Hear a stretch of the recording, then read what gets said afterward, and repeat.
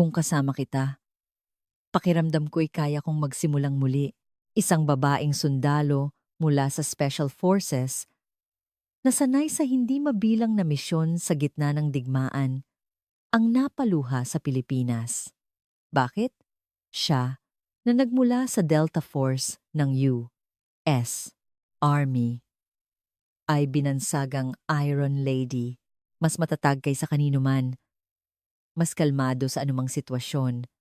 Ngunit isang pagkakamali ang tuluyang nagpabago sa takbo ng kanyang buhay.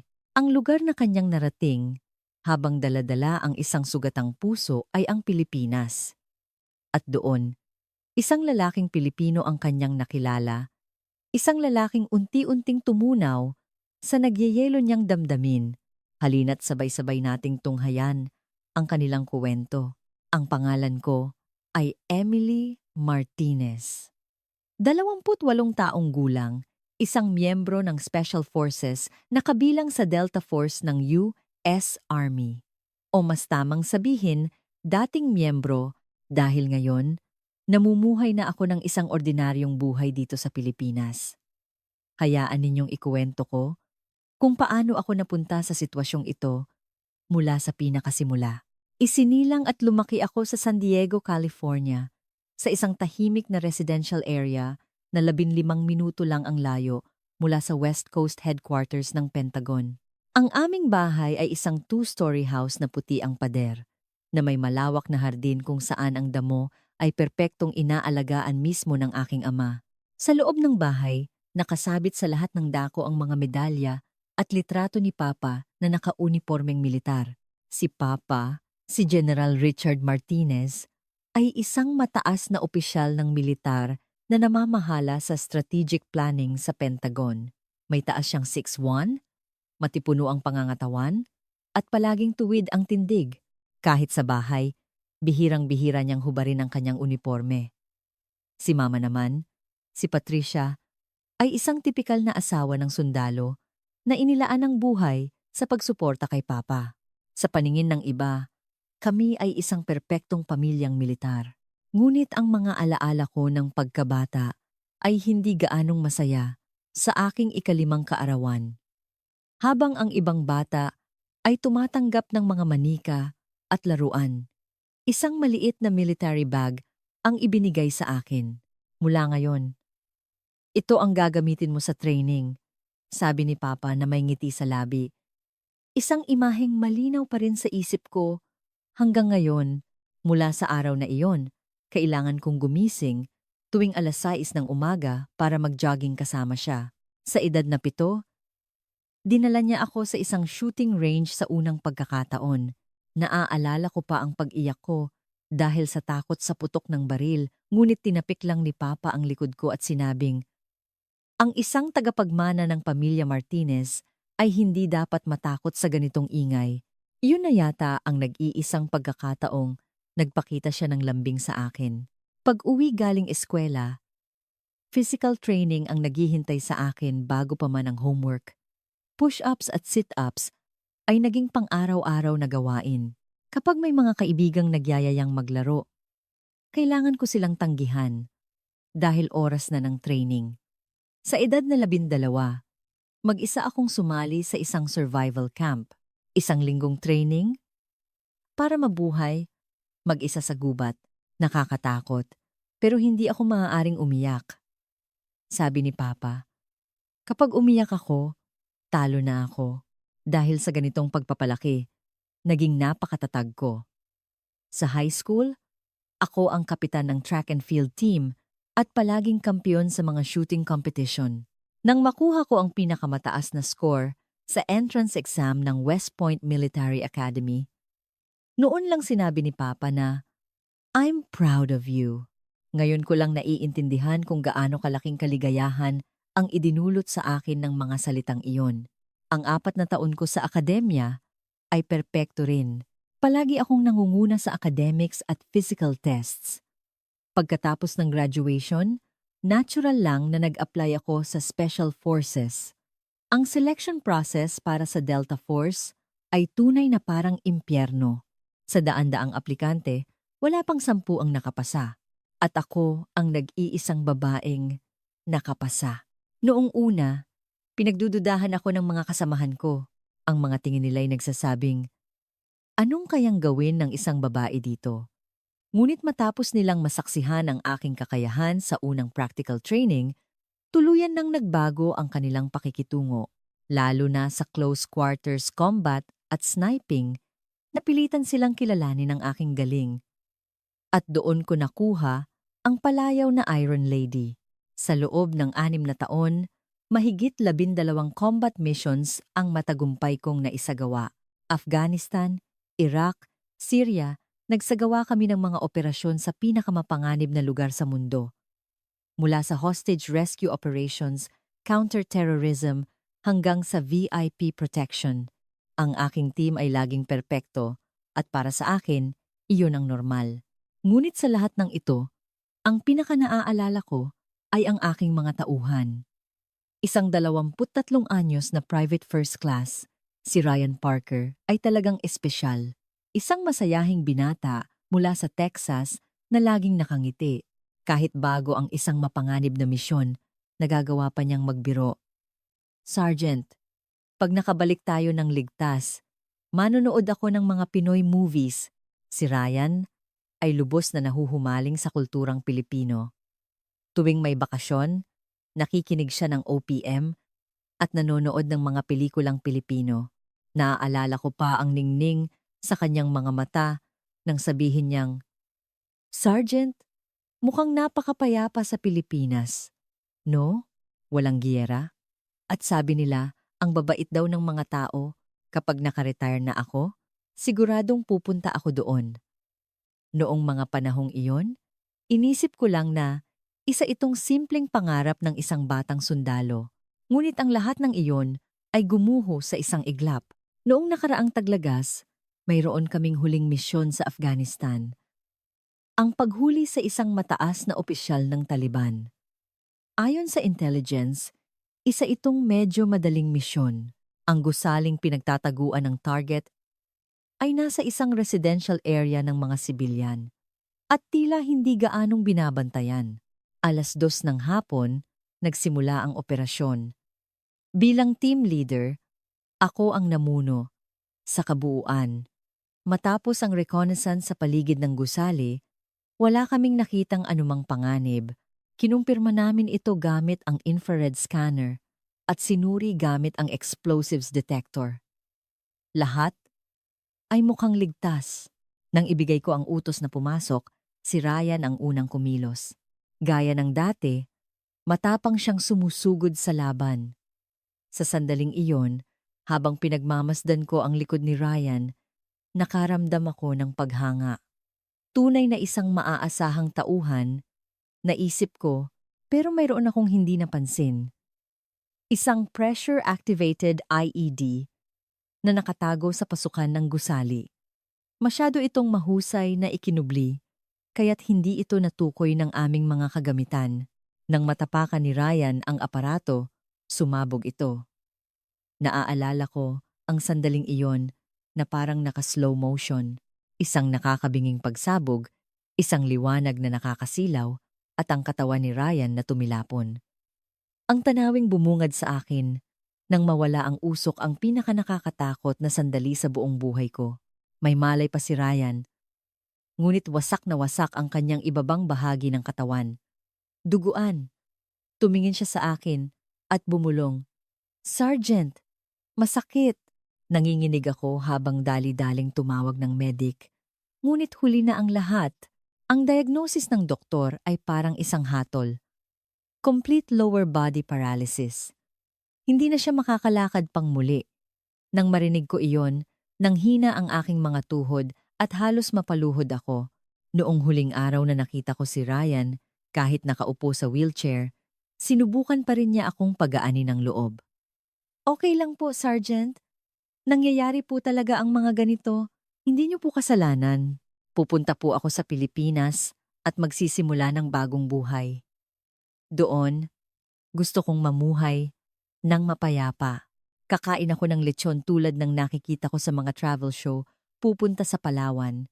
Habang pinagmamasdan ko ang isang binatang 20 anyos na nakaupo sa wheelchair, ngunit hindi nawawalan ng pag-asa para sa kinabukasan, doon ako tuluyang gumuho dahil sa maling desisyon ko.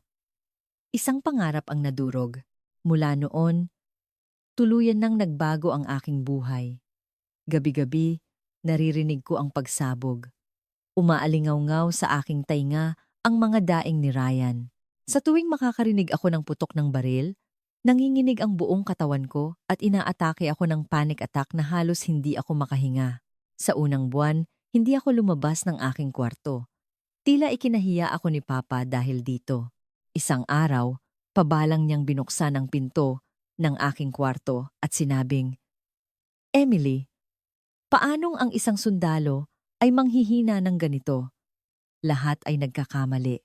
Bumangon ka at lumaban muli."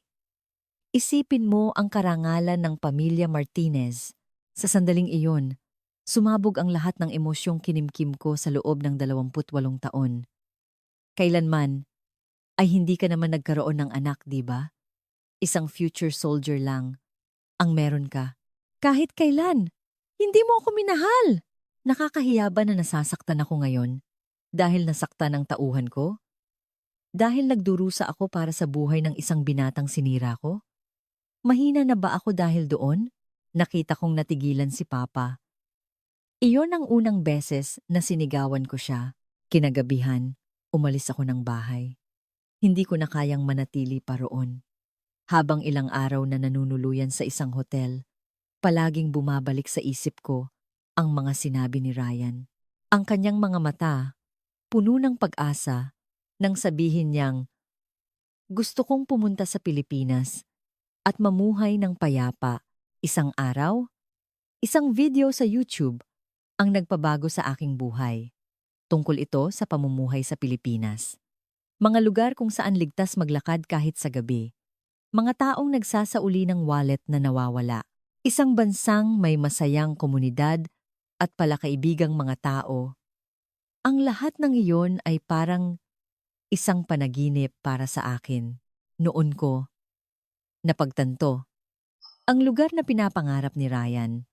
Ang lugar na iyon na payapa at ligtas baka doon, kaya ko ring magsimulang muli. At kaya't nagpa siya akong pumunta sa Pilipinas. Walang plano, walang direksyon. Pagdating ko sa Mactangen Cebu International Airport, ang unang naramdaman ko ay ang kakaibang hangin. Mainit at malagkit, ngunit paghinga ko ng malalim, walang amoy ng pulbura, walang tensyon.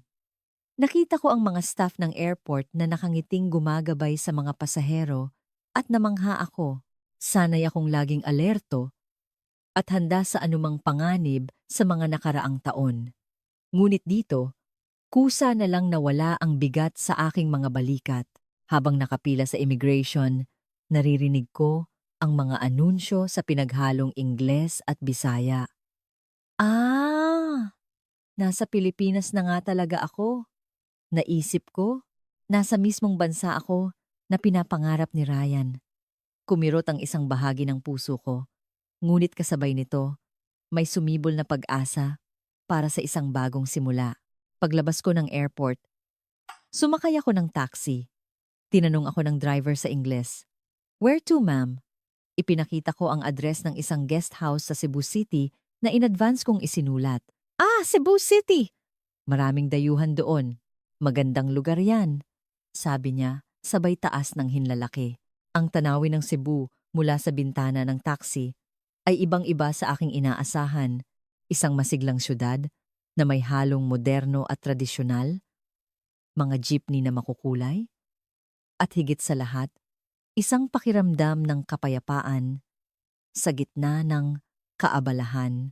Walang mga military vehicle, walang checkpoints, walang mga armadong sundalo.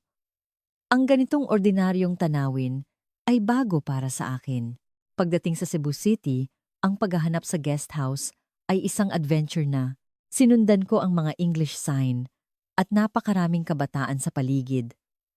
Habang naririnig ko ang musikang nagmumula sa iba't ibang sulok ng kalye, naalala ko si Ryan, kung gaano kaya siya kasaya kung maririnig niya ang mga kantang ito, Kumirot ang puso ko, ngunit may kasamang init. Mas malinis at komportable ang guest house kaysa sa inaasahan ko. Habang nagche-check-in, may ipinapaliwanag sa akin ang staff sa kanilang wika. Habang ako'y nalilito, may nagsalita mula sa likuran ko sa Ingles. He's explaining the Wi-Fi password and the nearby facilities. Paglingon ko, isang lalaking Pilipino na may taas na mga 5'9" ang nakatayo. May maamo siyang mukha at isang mainit na ngiti. Ang natural na paraan niya ng pagtulong ay nagbigay sa akin ng pakiramdam ng kapanatagan. Hi, I'm Mateo Santos. I teach Tagalog to foreigners here. Doon ko unang nakilala si Mateo. Hindi ko pa alam noon. Pero ang sandaling iyon ay isang makasaysayang pagkikita na tuluyang magpapabago sa aking buhay. Matapos kong ilagay ang mga gamit sa kwarto, nag-alok si Mateo na samahan ako sa isang kalapit na convenience store. Habang naglalakad kami, nagkuwentuhan kami. Napakabait niya at madaling kausap. First time mo sa Pilipinas? Anong nagdala sa'yo dito? Nagbabakasyon lang. Sagot ko. Hindi ko pa kayang sabihin ang mga detalye. Sa loob ng convenience store, naranasan ko ang unang culture shock. Napakaraming tindahan na bukas. 24,000 biang ba? Mayroon ding convenience store sa Amerika, ngunit hindi ganito kadami at kalapit sa isa't isa. At ang daming pagpipili ang pagkain. Na-curious ako sa isang rice meal in a box at nang matikman ko, masarap pala. Kung may oras ka bukas, bakit hindi ka mag-enroll sa Tagalog class? Mas magiging madali ang paglalakbay mo kung may alam kang basic na salita, mungkahi ni Mateo. Pumayag ako kaagad. Tutal, plano ko namang manatili sa Pilipinas ng matagal at ang pag-aaral ng wika ay makakatulong sa aking bagong simula. Kinabukasan, pagpunta ko sa klase, nagulat ako. Mas marami palang dayuhan na tulad kong pumunta sa Pilipinas. May mga taga-Amerika, Europa, at Southeast Asia na sabay-sabay na nag-aaral. Lahat kami ay may iba't ibang dahilan sa pagpunta sa Pilipinas. Ngunit, pare-pareho, ang aming sigasig na matuto ng bago. Tunay na isang mahusay na guro si Mateo. Ang komplikadong grammar ng Tagalog ay ipinapaliwanag niya sa paraang madaling maintindihan at tinuturuan niya kami ng mga ekspresyong magagamit sa pang-araw-araw na buhay. Mula sa mga basic na pagbati tulad ng magandang umaga, salamat po, at pasensya na, hanggang sa kung paano umorder ng pagkain at magtanong ng direksyon. Pagkatapos ng klase, nag-aya si Mateo. Gusto mo bang mananghalian? Para ma-experience mo na rin ang pagkaing Pinoy. Masaya akong sumama. Sa isang kalapit na karinderya, unang beses kong natikman ang bulalo. Ang init ng sabaw ay nagpainit sa aking katawan at gumaan ang aking pakiramdam. Kumusta ang pagkaing Pinoy? Nagustuhan mo ba? Masarap. Hindi ko inaasahan. Lalo na itong sabaw, kakaiba. Paano nagiging ganito kasarap ang pinakuloang buto? Napangiti si Mateo. Ang bulalo ay isa sa mga soul food ng mga Pilipino. Kahit araw-arawin mo, hindi ka magsasawa at ipinaliwanag niya ang iba't ibang kultura sa pagkain sa Pilipinas.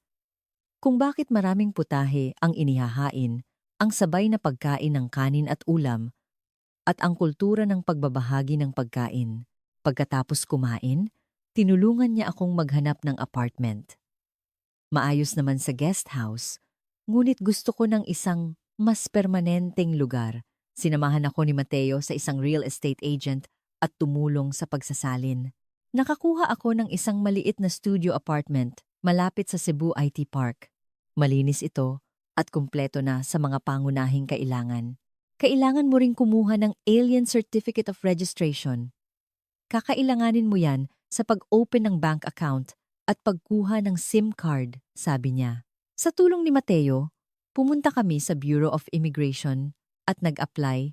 Hindi pala gaanong komplikado ang proseso. Naramdaman kong maayos ang sistema ng gobyerno ng Pilipinas para sa mga dayuhan Lumipas ang 1 linggo at unti-unti na akong nasasanay sa buhay sa Pilipinas. Araw-araw akong pumapasok sa Tagalog class at kasama si Mateo na namamasyal para matutunan ang kultura. Ang pinakaikinagulat ko ay ang kabaitan ng mga Pilipino. Isang araw, naligaw ako sa pagsakay ng jeepney. Habang tinitingnan ko ang komplikadong ruta, isang ale sa tabi ko ang nagtanong sa Ingles, "Where are you going, miss?" Nang sabihin ko ang aking destinasyon, personal niya akong sinamahan para makasakay sa tamang jeep. "Take care," sabi pa niya. Sa ibang araw naman, habang namimili sa isang tindahan, nahulog ko ang aking wallet. Nang magbabayad na ako, wala na ito. Nagpanik ako, ngunit ipinakita sa akin ng cashier ang wallet ko. May nakapulot daw at ibinigay sa kanila. Mga bagay na mahirap isipin na mangyayari sa Amerika. Sa tuwing may ganitong karanasan, naaalala ko ang sinabi ni Ryan, ang babait daw ng mga tao sa Pilipinas. Totoo pala ang kanyang paniniwala, kasabay nito. Naiintindihan ko na kung bakit dito niya gustong magsimula ng bagong buhay. Habang tumatagal ang panahon na kasama ko si Mateo, unti-unti ring gumaan ang aking puso. Hindi niya ako kailanman pinilit magkuwento o tinanong tungkol sa mga personal na bagay. Palagi lang siyang nandyan, tinutulungan akong mag-adjust sa buhay sa Pilipinas. Kung may oras ka sa weekend, gusto mo bang pumunta sa Tops Lookout? Isa yan sa mga paboritong date spot ng mga taga Cebu. Sa alok ni Mateo, pumayag ako na may kaunting kaba. Inakala ko noong una na isa lang itong simpleng pamamasyal. Ngunit nang sandaling iyon, habang umiinom kami ng beer at kumakain ng barbecue sa Tops at pinagmamasdan ang paglubog ng araw, nakaramdam ako ng kakaibang emosyon. Kumusta ang buhay mo sa Pilipinas? Nakakapag-adjust ka na ba? Mas maayos pa sa inaasahan ko. Payapa, ligtas, parang ito na ang lugar na hinahanap ko. Noon ko naramdaman na iba na ang tingin sa akin ni Mateo. Hindi lang simpleng kabaitan, kundi may mas malalim na emosyon. At hindi ko maikakaila na unti-unti na rin akong nahuhulog sa kanya. Ngunit kasabay nito ang takot. Paano kung malaman niya ang nakaraan ko?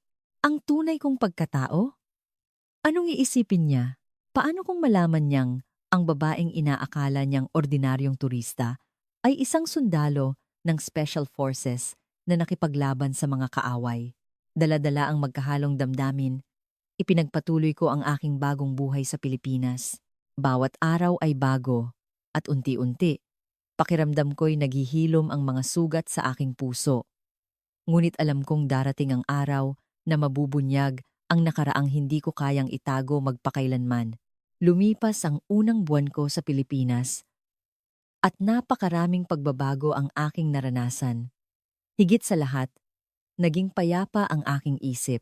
Sa Amerika, palagi akong tensyonado, ngunit dito, ramdam ng buong katawan ko na ligtas ako. Lalo pang lumalim ang relasyon namin ni Mateo. Mula sa pagiging isang mabait na Tagalog teacher, naging kasama ko na siya araw-araw. Pagkatapos ng klase, sabay kaming kumakain at tuwing weekend, nililibot namin ang iba't ibang lugar sa Cebu. Sa darating na weekend, gusto mo bang pumunta sa Palawan? Ito raw ang pinakamagandang isla sa Pilipinas. Sa mungkahi ni Mateo, masaya akong pumayag. Sa totoo lang, inakala ko pa rin na isa lang itong simpleng pamamasyal. Ngunit ang 2 araw na ginugol namin sa Palawan ay tuluyang nagpabago sa aking puso. Mula sa eroplano, ang asul na dagat ng Palawan ay napakaganda. Ibang-iba sa langit na nakikita ko lang mula sa larangan ng digmaan. Habang pinagmamasdan ang payapang tanawin, noon ko lang naramdaman na gusto kong manirahan sa isang lugar na tulad nito. Pagkatapos iwanan ng mga gamit sa hotel, pumunta kami sa El Nido para mag-island hopping. Habang pinagmamasdan ang malalaking limestone cliffs at lumalangoy sa mga tago at malinaw na lagoon, ikinuwento sa akin ni Mateo ang kasaysayan at kultura ng Palawan. Matagal nang may sariling natatanging kultura ang islang ito. Tahanan ito ng mga katutubong tribo. Habang nasa Palawan, naglakad kami sa mga puting buhanginan at pinanood ang mga mangingisdang pauwi. Ang walang katapusang asul na dagat, ang kulay esmeraldang tubig at ang payapang paligid lahat ay parang panaginip. Lalo akong naantig nang makita ko ang mga matatandang nagtitinda ng sariwang isda sa lokal na pamilihan. Kinagabihan, kumain kami ng seafood sa isang restaurant sa tabi ng dagat. Habang nakaupo sa terrace na tanaw ang dagat at pinagmamasdan ang paglubog ng araw, naramdaman kong napakaromantiko ng sandaling iyon. Nang salinan ako ni Mateo ng local coconut wine at sinabing, "Cheers!" Doon ko unang natanto na may espesyal na akong nararamdaman para sa kanya. Emily, parang napaka-espesyal mong tao. Iba ka sa ibang mga dayuhan. Saan banda? Yung katatagan mo. Sa labas, mukha kang mahinahon, pero sa loob, pakiramdam ko, may isang bagay na napakatibay. Sa sinabi ni Mateo, kumabog ang dibdib ko. Nag-alala ako na baka nahalata na niya ang tunay kong pagkatao. Ngunit kasabay nito, natuwa ako na ganoon ang tingin niya sa akin. Pagbalik namin mula sa Palawan, mas lalo kaming naging malapit. Pumunta kami sa Bohol para makita ang Chocolate Hills at naglakad sa Hanging Bridge. Sa Cebu, nilibot namin ang mga lumang simbahan. Ngunit ang pinakatumatak sa akin ay ang isang gabi sa isang resort sa Moalboal. Unang beses kong matulog sa isang bahay kubo. Ang amoy ng kawayan at ang malambot na higaan ay napakasarap sa pakiramdam. Kinaumagahan, habang nagkakape kami ni Mateo sa beranda, doon ko unang sinabi ang isang bahagi ng katotohanan. Ang totoo, may pinagdaanan akong mahirap kaya ako napunta dito sa Pilipinas. Nagkaroon ako ng napakabigat na problema sa Amerika. Gusto kong malaman kung ano yon. Pero kung ayaw mong pag-usapan, okay lang. Ang mahalaga, masaya ka dito ngayon. Sa mainit na pag-unawa ni Mateo, naantig ang puso ko. Kailan ba huling may nagbigay sa akin ng ganitong suporta na walang hinihinging kapalit? Si Papa ay laging may kondisyon. Ngunit si Mateo ay iba. Ngunit hindi laging masaya ang mga sandali. May mga pagkakataong muntik ng mabunyag ang aking pagkatao. Isang araw, nanood kami ng sine ni Mateo, isang action film sa isang fight scene. Nakita kong mali ang teknik na ginamit ng aktor at hindi ko napigilang bumulong. Mali yan. Sa totoong buhay, dapat ganito ang gawin. Wow, Emily, may alam ka pala sa martial arts? Madalas lang kasi akong manood ng pelikula. Nakalusot ako, pero hindi ko nakaligtaan ang mapanuring tingin ni Mateo. Kailangan kong mag-ingat. Mas delikado ang isang pangyayari sa Mango Avenue sa Cebu. Isang lasing na lalaki ang lumapit at nambastos sa akin. Agad akong napapwesto sa isang defensive stance, isang close quarters combat stance na natutunan ko sa Delta Force. Pinakalma ni Mateo ang lalaki sa pamamagitan ng pakikipag-usap kaya hindi na lumaki ang gulo. Ngunit pagkatapos noon, mas lalo akong nag-ingat. Emily, nag-aral ka ba ng self-defense? Napaka-professional ng pwesto mo kanina. Sa Amerika, halos lahat ng babae natututo ng konti para sa kaligtasan. Nagsimula na akong mainis sa sarili ko dahil sa mga kasinungalingan, pero hindi ko pa kayang sabihin ang totoo. Ngunit dumating ang isang tiyak na sandali. Makalipas ang 1.5 buwan, dinala ako ni Mateo sa isang shooting range. Subukan natin ang isang masayang lugar. Sabi niya, may ganito pala sa Pilipinas? Mukhang totoong baril. Kahit airsoft guns lang ang mga iyon, ang bigat at recoil ay halos kapareho ng totoong baril. Mayroon pang isang modelong halos kamukha ng M4A1 na gamit ko sa Delta Force. Subukan natin. Nag-training din ako ng shooting noong nasa army ako. Bumilis ang tibok ng puso ko. Ito ay isang napakadelikadong sitwasyon. Para itago ang aking galing, kailangan kong sadyain na magmintis. Nagsimula ang laro. Sinadya kong hindi tamaan ang mga target. Ngunit ang postura at paraan ng paghinga na nakasanayan na ng aking katawan ay hindi ko maitago. Perpekto ang porma mo, pero bakit ka sumasablay? Nagtatakang tanong ni Mateo na nanonood sa gilid. At nang si Mateo na ang bumaril, isang nakakagulat na bagay ang nangyari. Mula sa paraan ng kanyang paghawak sa baril, alam kong iba siya. Isang professional stance. At ang resulta, halos perpekto ang kanyang mga tama. Mateo, paano nangyari yon? Ang galing mo. Kasi dati akong scout ranger. Nag-serve ako sa Special Operations Command ng Philippine Army. Sa sandaling iyon, parang huminto ang mundo ko. Ang Special Operations Command ang pinakamahuhusay na special forces sa Pilipinas. Kung ako ay Delta Force, si Mateo ay ang Delta Force ng Pilipinas. Talaga? Ibig sabihin, gumagawa ka rin ng mga counter-terrorism operations? Oo. Pero ngayon, namumuhay na ako ng normal. Kinagabihan, hindi ako makatulog.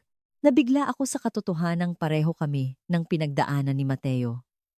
Posible kayang matagal na niyang nahahalata ang mga bagay na pilit kong itinatago? Ilang araw ang lumipas, nangyari ang isang tiyak na insidente. Habang nakasakay kami ni Mateo sa isang masikip na jeepney, isang lalaki sa harap namin ang dinudukutan ang isang estudyanteng babae. Natatakot ang estudyante at hindi makapagsalita. Gusto kong kumilos, pero nag-alinlangan ako dahil baka mabunyag ang pagkatao ko. Ngunit si Mateo, tahimik na lumapit sa lalaki at sa isang iglap, gamit ang isang perpektong joint lock, pinasuko niya ito. Sa presinto tayo mag-usap.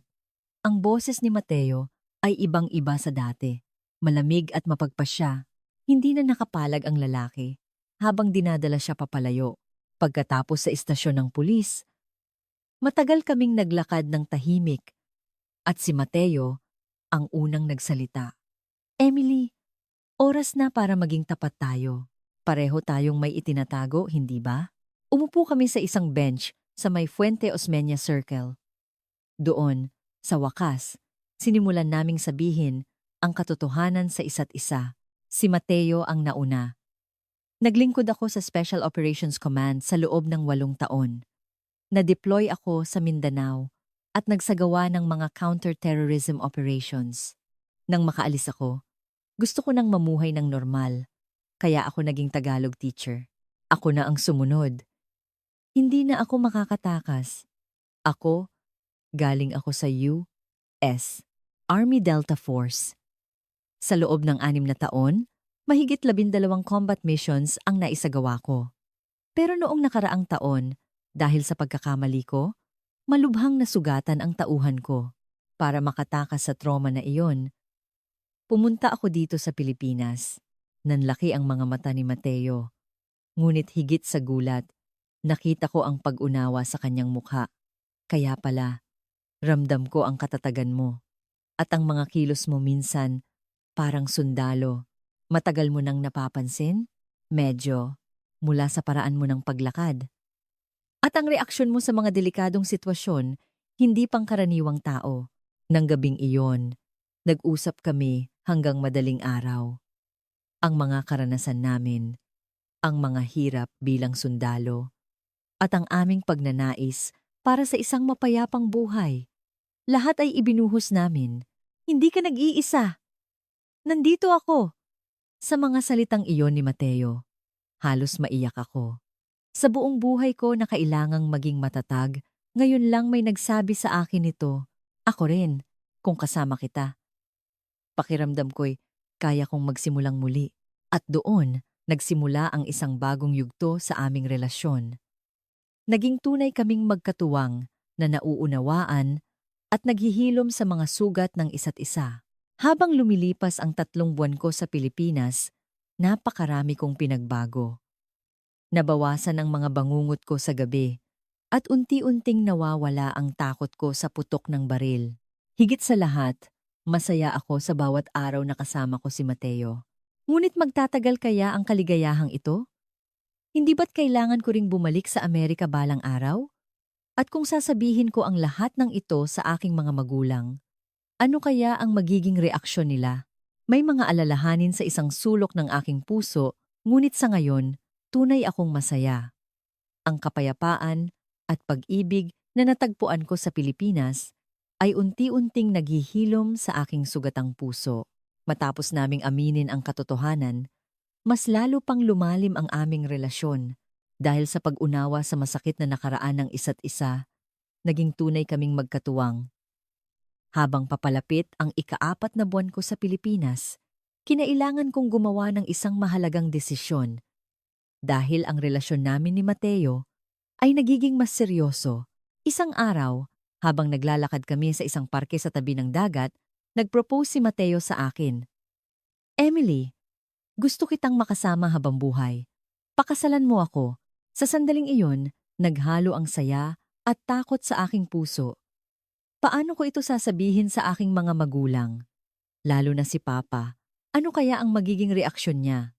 Oo, pero kailangan ko munang sabihin sa mga magulang ko. Ilang araw ang lumipas, lakas loob akong tumawag sa aking mga magulang sa Amerika gamit ang video call. Ang mukha ni Papa sa screen ay ganoon pa rin malamig at istrikto. Emily, nasaan ka na? Bigla ka na lang nawala nang walang pasabi. Alam mo bang nag-alala kami? Sorry pa. Nasa Pilipinas po ako. At mayroon na po akong papakasalan. Si Mama ang unang nag-react. Talaga? Anong klaseng lalaki siya? Isang lalaking Pilipino po. Napakabait niya. Sa sandaling iyon, tumigas ang mukha ni Papa. Isang Pilipino? Emily, nasa tamang pag-iisip ka ba? Pa? Bakit po ganyan ang sinasabi ninyo? Magpapakasal ka sa isang Asyano? Isipin mo ang tradisyon ng pamilya Martinez. Nakalimutan mo na bang sundalo ako? Ang mga salita ni Papa na puno ng prejudice ay sumugat sa aking puso. Pa, napakabuting tao po niya. Nauunawaan niya ako at mahal niya ako. Hindi. Hindi ako papayag. Biglang pinutol ni Papa ang video call. Humingi ng paumanhin si Mama at sinabing bibigyan niya ng panahon si Papa bago nagpaalam. Nang gabing iyon, umiyak ako. Niyakap ako ni Mateo para pagaanin ang aking loob. Ngunit ang pagtutol ng aking pamilya ay isang malaking sugat. Okay lang yan, Emily. Ako mismo ang haharap sa Papa mo. Talaga? Pero, hindi madaling kausap si Papa. Kahit na, susubukan ko. Para sa'yo, gagawin ko ang lahat. Buo ang desisyon ni Mateo. Makalipas ang 2 linggo, nag-book siya ng flight papuntang Amerika. Bago siya umalis, naghanda kami ng mga tradisyonal na pasalubong premium na Barako coffee, isang magandang barong Tagalog at pinatuyong mangga mula sa Cebu. Gusto kong ipakita sa kanya ang ganda ng kulturang Pilipino, sabi ni Mateo. Habang hinahatid ko si Mateo sa airport, hindi maalis ang kaba ko. Alam na alam ko kung gaano kalamig at katigas ang ulo ni Papa. Pagdating sa Amerika, nag-check-in si Mateo sa isang hotel malapit sa aming bahay.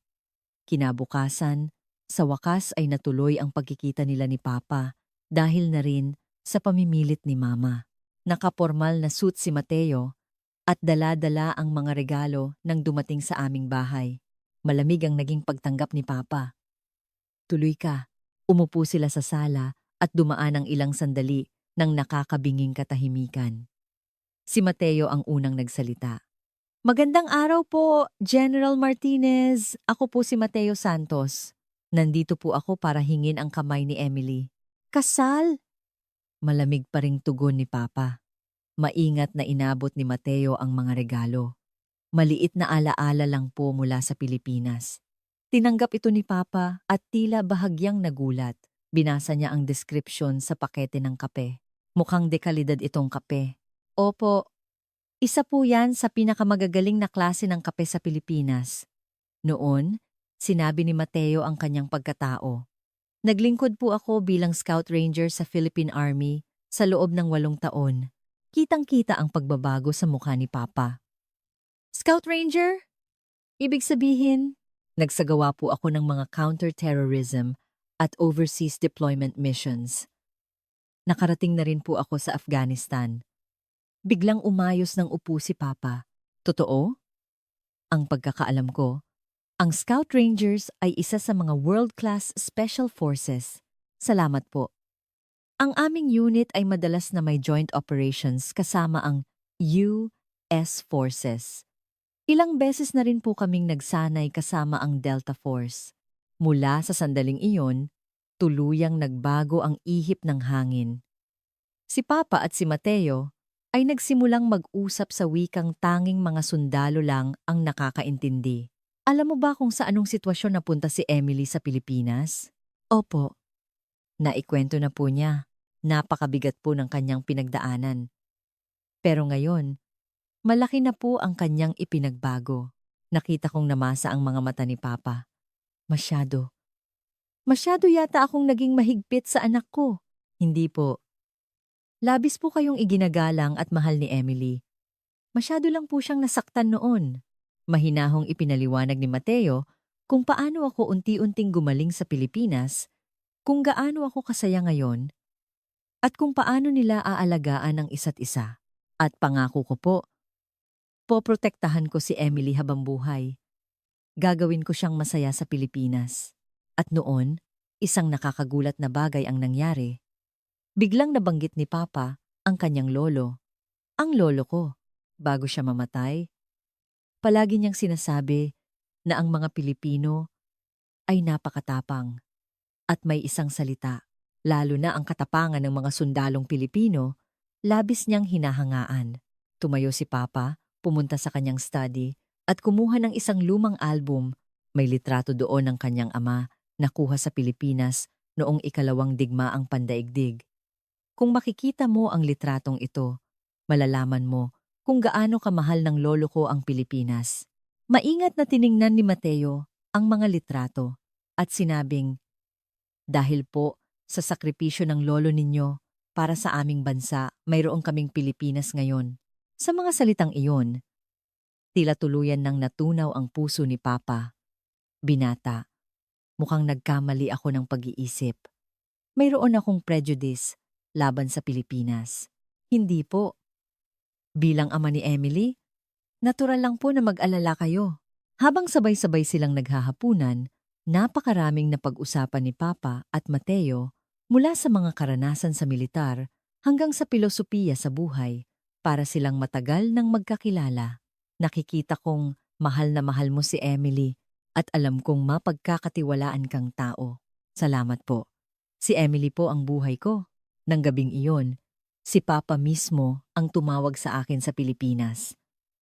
Congratulations, Pa. Nakilala ko na ang binatang si Mateo. Napakabuting tao. Alam kong aalagaan ka niya ng mabuti. Naramdaman ko ang sinseridad sa boses ni Papa. Sa buong buhay ko, ngayon lang niya kinilala ang isang desisyon ko. Makalipas ang 2 linggo, pagbalik ni Mateo sa Pilipinas, tumakbo ako at niyakap siya ng mahigpit sa airport. Kumusta? Tagumpay. Pumayag na si Papa sa kasal natin. 3 buwan ang lumipas. Ikinasal kami. Napagdesisyonan naming sa Pilipinas ganapin ang kasal at sinabi ng mga magulang ko na sila mismo ang pupunta. 1 linggo bago ang kasal, dumating sila sa Mactan Airport, si Papa. Mula sa unang araw niya sa Pilipinas, ay hindi mapigilang mamangha. Napakaligtas pala dito. Kahit maglakad sa gabi, walang panganib. Si Mama naman ay nahumaling sa pagkaing Pilipino. Itong lechon, napakasarap. Ang aming kasal ay pinagsamang tradisyonal na seremonya sa simbahan at isang modernong reception. Nagsimula kami sa isang lumang simbahan sa Cebu at sa hapon, nagkaroon kami ng reception sa isang beach resort. Nang makita ako ni Papa sa aking wedding dress, naluha siya sa ganda at sinabi niya kay Mateo, "Iniiwan ko sa iyo ang aking anak." Sa reception, nagbigay ng speech si Papa at napaka-emosyonal nito. Buong puso kong binabati sina Emily at Mateo. Noong una, marami akong alalahanin, pero ngayon, sigurado na ako, sila ang perpektong pares para sa isa't isa. At sa huli, sinabi niya, ngayong nakita ko mismo ang Pilipinas, labis akong humanga. Ligtas, payapa, at mababait ang mga tao. Sa totoo lang, kung magre-retire na ako, gusto ko nang dito manirahan. Pagkatapos ng reception, lumapit sa akin si Mama. Emily anak, ngayon lang kita nakitang ganito kasaya. Masayang masaya ako para sa'yo. Kitang-kita ko kung gaano ka kamahal ni Mateo. At ikaw, bumalik na ang dating sigla mo. Nanatili ang aking mga magulang sa Pilipinas sa loob ng 1 linggo at naranasan ang kultura nito. Sa araw ng kanilang pag-uwi, sinabi sa akin ni Papa, Emily, patawad kung masyado kitang pinalaki bilang isang sundalo. Ngayon ko lang napagtanto. Ikaw ang mahalaga kong anak. Maging masaya ka at tumawag ka paminsan-minsan. Habang hinahatid ko sila sa airport, hindi ko napigilang umiyak. Sa buong buhay ko, ngayon ko lang naramdaman ang buong pusong pagmamahal ni Papa. Ngayon, 1 taon at kalahati na kaming kasal. Nagbukas ako ng isang maliit na cafe malapit sa aming bahay, ang Emily's Peace Cafe. Madalas itong puntahan ng mga dayuhang nagbabakasyon at masaya ako sa aking ginagawa. Si Mateo naman ay nagtayo ng isang security company na matagumpay ngayon. Nag-aalok ito ng safety services para sa mga dayuhan at maganda ang takbo ng negosyo. Paminsan-minsan, dumadalaw si Ryan. Totoo ngang pumunta siya sa Pilipinas at nagsimula ng bagong buhay. Naka-wheelchair siya, pero napakasaya ng kanyang disposisyon. Salamat sa iyo, Sergeant. Dahil nakilala ko ang Pilipinas. Maraming salamat po, sabi niya sa akin. At gumaan ang aking pakiramdam. Madalas na ring tumawag si Papa. Kumusta ang Pilipinas? Maayos ba si Mateo? Nangungumusta siya. At sabi niya'y babalik siya ulit ngayong tag-init. Ngayon, tunay na akong masaya. Malayo sa digmaan at putok ng baril. Namumuhay ako ng isang payapang buhay. Sa isang mainit na tahanang binuo namin ni Mateo, napapaligiran ako ng mga taong nagmamahal sa akin. Ang kapayapaan at pag-ibig na natagpuan ko sa Pilipinas ang tuluyang bumuo sa akin bilang isang bagong tao. Hindi na isang sugatang sundalo, kundi isang babaeng minamahal